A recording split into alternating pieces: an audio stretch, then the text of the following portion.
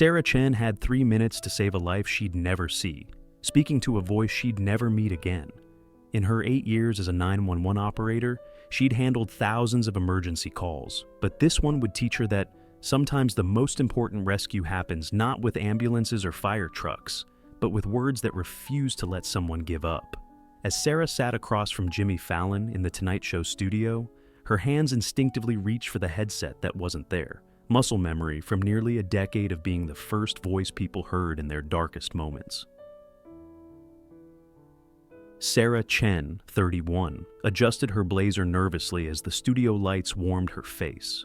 She wore a simple navy suit, her long black hair pulled back in the same practical ponytail she'd worn through countless shifts in the windowless dispatch center. Her hands, pale from years of working nights under fluorescent lights, rested carefully in her lap. Tonight she was here because a recording of one of her 911 calls had been released by the department as part of a mental health awareness campaign, and the 3-hour conversation had touched millions of people who heard it.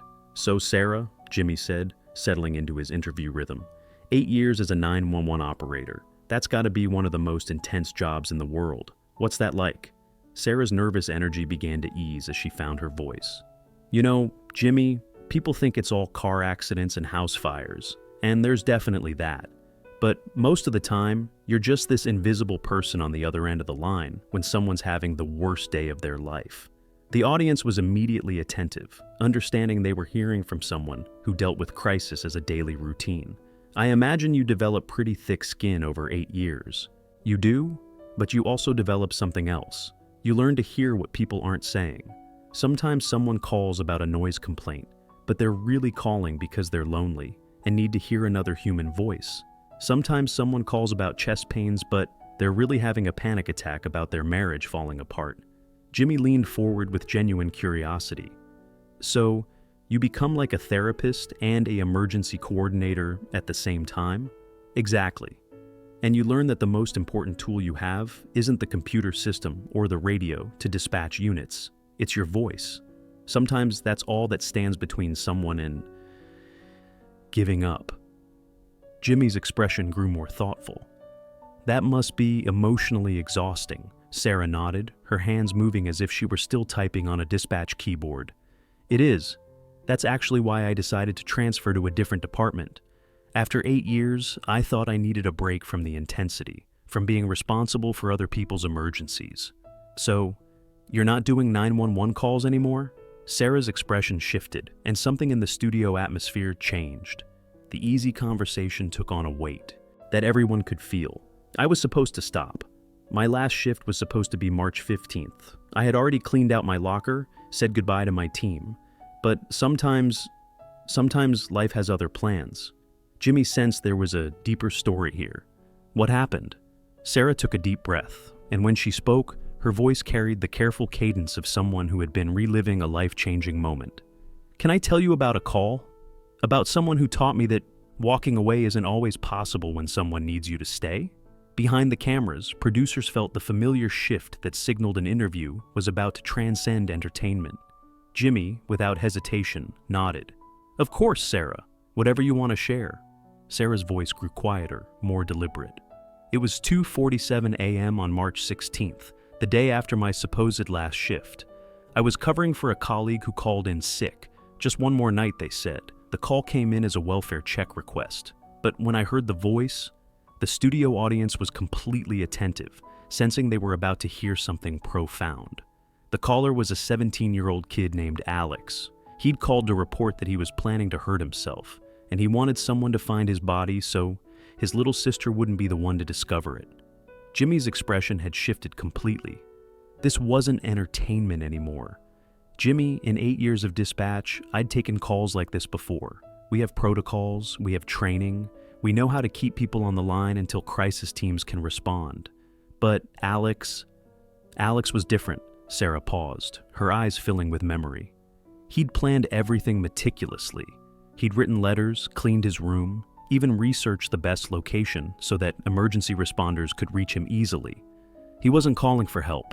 He was calling to say goodbye." The studio was growing quieter, everyone understanding the gravity of what Sarah was describing. "What did you say to him?" Jimmy asked softly. At first, I followed protocol. I kept him talking while I dispatched crisis intervention teams to his location. But Alex knew all about response times, knew how long it would take them to reach him. He gave me a timeline. He was going to hang up in 3 minutes. Sarah wiped her eyes with a tissue. That's when I realized that all my training, all my protocols, all my procedures, none of it was going to work. This wasn't about following a script. This was about one human being refusing to let another human being give up. The audience was completely silent now, understanding the weight of the choice Sarah had faced. So I broke every rule in the book. Instead of trying to keep him calm until help arrived, I got angry. I told him he was being selfish, that his little sister would blame herself for the rest of her life, that his parents would never recover. Jimmy stood up from behind his desk, driven by an instinct that had nothing to do with television production and everything to do with recognizing something sacred when you hear it. Sarah, that's incredibly brave. It was incredibly stupid, Sarah said through her tears. I could have made everything worse. But I looked at my computer screen showing his address, and I realized that I was the only thing standing between this kid and a permanent decision based on temporary pain. Jimmy walked around his desk and sat on the edge, eliminating the barrier between them. What happened next? He hung up. For 30 seconds, I thought I'd failed completely. But then my phone rang again, and it was Alex. He said, "Nobody's ever called me selfish before. Everyone always tells me how sorry they are, how they understand. But you're mad at me." Sarah reached into her purse and pulled out a small notebook, similar to the one Rosa had shown, but filled with different kinds of records. For the next 3 hours and 17 minutes, Alex and I talked, not about his problems, not about his pain, but about his sister, about the camping trip his family had planned for summer, about his plans to study marine biology. The audience began to stir, not with restlessness, but with the kind of emotion that demands expression. I learned that Alex wasn't suicidal because his life was terrible. He was suicidal because he thought his life didn't matter to anyone. So I spent 3 hours proving him wrong, making him list every person who would miss him, every dream he'd never get to chase, every small moment he'd never experience. Jimmy looked at the notebook, then back at Sarah with profound respect. He made it through the night? He made it through the night, through the week, through the month. The crisis team found him still on the phone with me at 6 a.m., sitting on a park bench, crying, but alive. Jimmy slid off his desk and knelt down beside Sarah's chair, understanding that some moments require you to meet people where they are. Sarah, you saved his life. We saved each other's lives, Sarah said simply. Because that night, Alex taught me something I'd forgotten in 8 years of emergency dispatch. That sometimes the most important thing you can do for someone isn't to fix their problem. It's to remind them that they matter. The audience rose to their feet, not in orchestrated applause, but in spontaneous recognition of something profound. They weren't clapping for entertainment. They were bearing witness to the power of human connection. Jimmy stood up and turned to face the audience and cameras. Ladies and gentlemen, we live in a world where mental health crisis is often handled by professionals with degrees and protocols. Sarah Chen reminds us that sometimes the most healing thing you can offer someone is simply refusing to give up on them. He turned back to Sarah. You said Alex taught you something. What did he teach you? He taught me that my job wasn't really about dispatching emergency services. It was about being the voice that says, you matter, when someone can't remember that for themselves. He taught me that some calls can't be transferred, some emergencies can't be solved with ambulances, and some people just need to know that someone, somewhere, is willing to stay on the line. Jimmy reached into his jacket pocket and pulled out his business card, but this gesture felt different from all the others. It felt like a recognition between two people who understood what it meant to be present for others in crisis. Sarah, I want you to have this. Not because you're a guest, but because you understand something that the world needs to remember. That sometimes the most important rescue happens with words, not action. Sarah took the card with hands that had typed thousands of incident reports. Hands that had chosen to stay on the line when giving up would have been easier. You know what I learned from Alex? I learned that the most important calls are the ones where you forget you're at work and remember you're human. The show ended differently that night. No desk pieces, no games, no comedy segments. Just Jimmy and Sarah talking about presence, about the profound impact of refusing to let someone face their darkest moment alone, about how the most ordinary jobs can become extraordinary callings when performed with love. 3 months later, Sarah returned to 911 dispatch, but with a new role training other operators in crisis intervention. Alex, now 18 and healthy, volunteers with the same mental health organization that had responded to his call, sharing his story to help other teenagers understand that temporary pain doesn't require permanent solutions. The recording that brought Sarah to The Tonight Show was actually made 6 months after that night, during a training session where Alex called in to demonstrate how crisis calls should be handled. In the recording, you can hear Sarah's voice, calm and professional, but also hear something that wasn't there in her earlier years. The sound of someone who knows that her voice might be the most important thing someone hears that day. The episode became one of the most watched Tonight Show segments in history, not because it was funny, but because it reminded viewers that heroism sometimes happens in windowless rooms by people whose names we never know, whose faces we never see, but whose voices carry us through our darkest hours. Sarah still works nights at the dispatch center, still takes the difficult calls that other operators struggle with.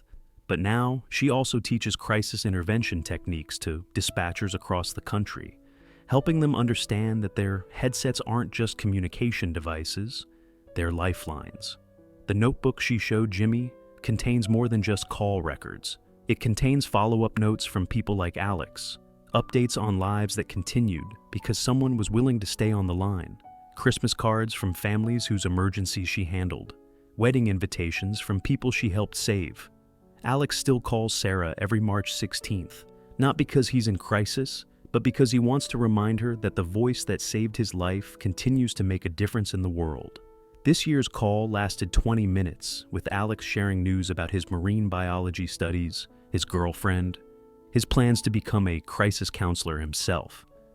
Jimmy learned something that night that changed his entire approach to late-night television, that the most powerful stories aren't always the ones that make people laugh.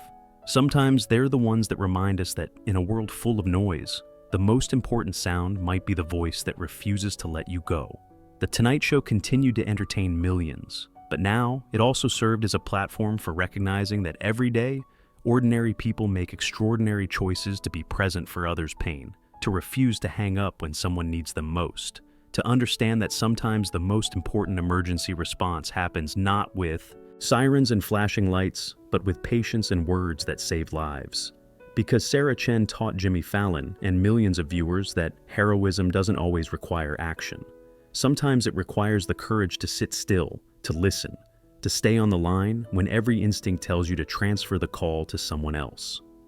The headset Sarah wore that night still sits on her desk, not as equipment, but as a reminder that sometimes the most important job in the world is being the voice someone hears when they've forgotten how to hope, when they need to remember that they matter, when all they need is someone willing to stay on the line until the darkness passes. Sarah's story sparked a nationwide conversation about mental health resources and the critical role of emergency dispatch operators.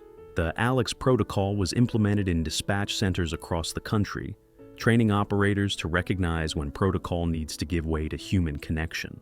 The dispatch center where Sarah works now has a wall dedicated to Lives Continued, photos from people whose emergency calls became turning points rather than endings. Alex's photo is there, in his marine biology graduation gown, with a note, "Thank you for teaching me that asking for help isn't giving up." Every new dispatcher trainee spends time with Sarah, learning that their job isn't just about routing emergency services efficiently. It's about understanding that sometimes they're the bridge between despair and hope, that their voice might be the most important sound someone hears that day. Sarah's training sessions are now used in emergency dispatch centers internationally. She teaches operators that mental health emergencies require different skills. They require patience, empathy, and the courage to be human in a job that often demands mechanical precision. The 3-hour recording of Sarah's call with Alex has become a cornerstone of crisis intervention training programs. It demonstrates that saving lives sometimes means abandoning script and speaking from the heart, that the most powerful intervention tool is often simply refusing to give up on someone when they've given up on themselves.